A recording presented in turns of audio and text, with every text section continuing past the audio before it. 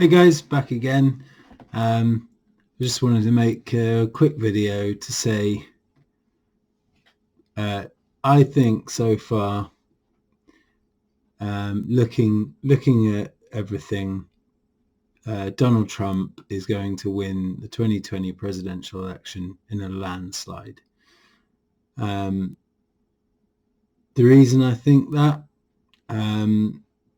is because he's there on the issues. Nobody likes his style. Not even his biggest supporters. They most of the time he embarrasses them. Occasionally they laugh about it, but they elected him knowing who they were getting. They were getting Trump. Donald Trump has been around for years and years and years.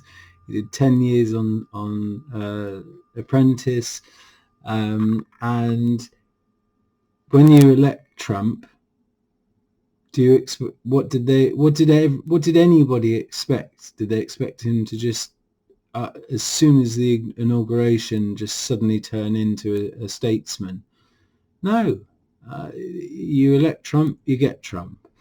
And there's some undeniable facts that he has delivered on a lot of things, and I believe, and again I know this is an unpopular position to take, but I think he's so hated by the Democrats and anyone who opposes him, because he tells the truth. I mean, he tells a lot of lies, a lot of fibs, but again, that's Trump. People expected that. They knew they were going to get that. That's who he is. He fluffs everything up. Any good salesman, any good business, that's what they do. They do it without even thinking. And the media in America, the left-wing media, the left take this as something much more egregious and nefarious than it actually is. It's just fluff. It's just as we would say in the UK, it's banter. It's kind of like, yes, it's not presidential, it's not statesman, but he was elected to bring back jobs to the Rust Belt and drain the swamp, an orange wrecking ball, and he's doing it.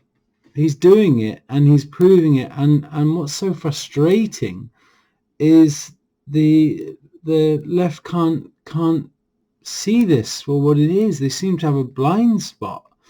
When it comes to there's two types of Trump derangement syndrome. There's obviously derangement syndrome in the fact that you love everything he does and support him no matter what, even when he says ridiculous things and does it, so there's that type of derangement syndrome. And then there's the derangement syndrome where the media's obsession and everyone's obsession with him, quoting a lot of his jokes and a lot of his flippant remarks as if they were fact, as if they were his joke about staying on past 2 terms, and people actually believing that he's not going to go after 2 terms. I think I've said this in another video. Anyway, I won't go on about Trump too much, other than to say he's there on the issues. The economy, no matter how much the media try and bury it, the economy is booming over there, and everyone else is. I mean, it can't be denied. We're feeling it over here in the UK. I mean, particularly in the financial sector, which is our leading sector and what makes us the 5th largest economy in the world, despite being a tiny island. So we really feel it when America's doing well. and it can't be denied, and it can't all be. You can't say, oh well, that's just Obama's plan coming into fruition, because no, he made some significant changes to the tax code. He's cut regulation, and he's done an awful lot to get to this point. Now, I'm not praising him. I'm not taking any side, but I wish the Democrats would like so many other commentators have said. I'm not saying anything new. I just wanted to say it. Is I wish they'd look at why he won, rather than just calling all of his voters and people who voted him either stupid, racist, or whatever, and just having this feeling of moral superiority. The fact is they've turned into the party that the Republicans were. They're taking big money donations. They've shifted. They are the elites now, and they're the urban elites, and they have forgotten about Middle America and the working class. And that's why Trump won last time, and I think that's why he'll win even bigger this time, because they're not addressing it. It's the same thing with the election we've just had. People in working class towns and areas across this country firmly rejected the left kind of all the kind of policy propositions that the Democrats are making in the States.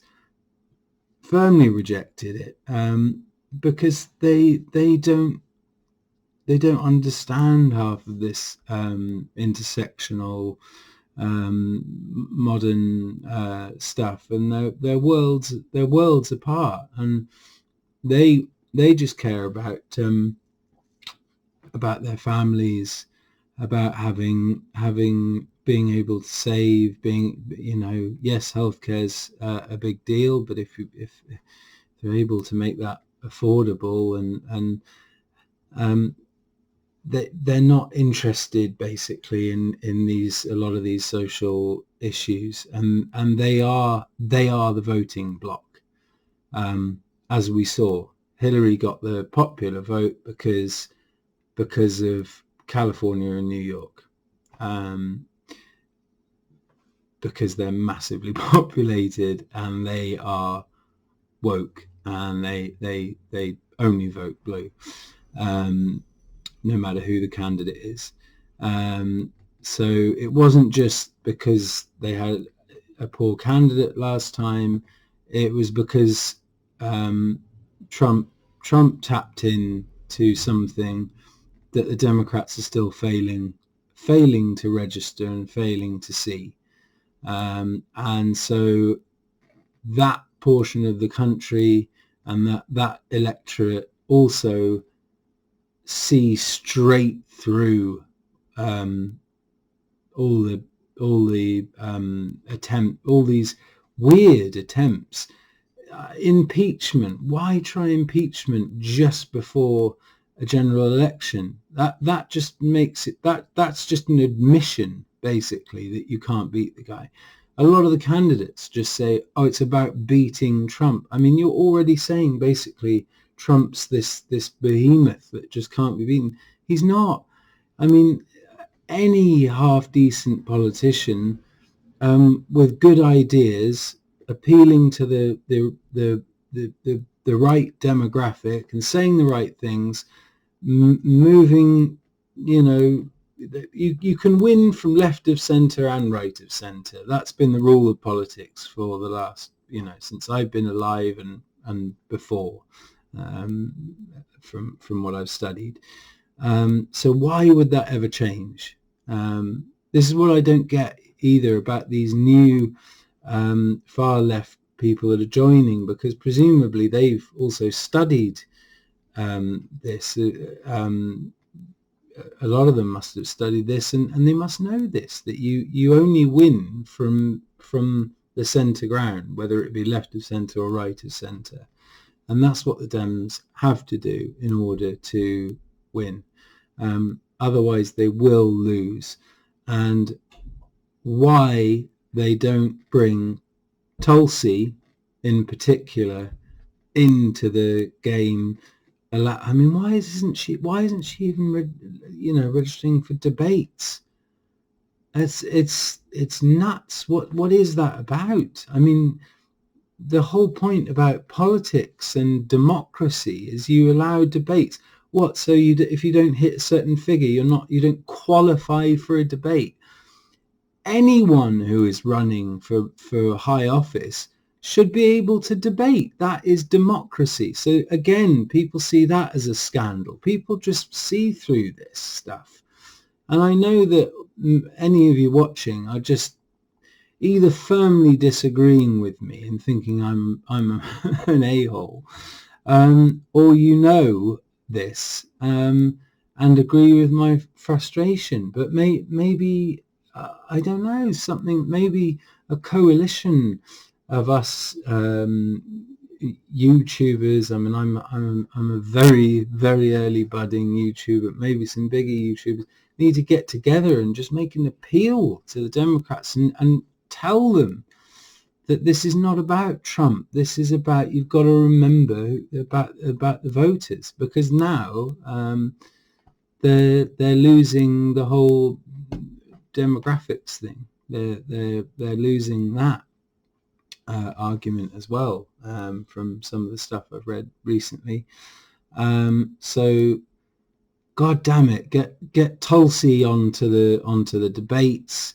Get Tulsi. They should prop up Tulsi, because she is a far better hope than, I mean, clearly Biden or maybe Bloomberg will get the nomination, which will infuriate the activist base and the far left of the party, because they're just basically conservatives as well, aren't they? I mean, they're old school Democrats. By modern definition, they're basically conservatives. Tulsi is perfect. She is perfect on the issues, on everything, but because she doesn't fit into this category that the Democrats feel that they need to have to placate what is actually a minority of their base. It's not the majority. It's not the full electorate.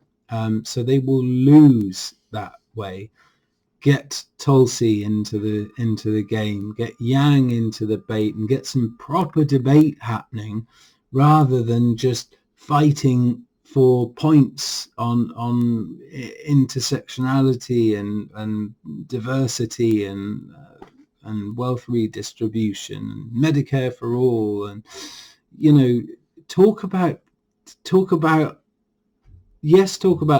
those things, but talk about other issues as well that's going to interest moderates. It's going to interest even independent Republican types who voted for Trump. There are so many people who voted for Trump who were Democrat or independent, or they didn't care. It's just he hit the right nerve, as I said. So let all these candidates debate so that they can get their message out. Maybe then you'll see their fundraising go up, and then they'll qualify more for the debates. But let them in. Get Tulsi in. I'm out.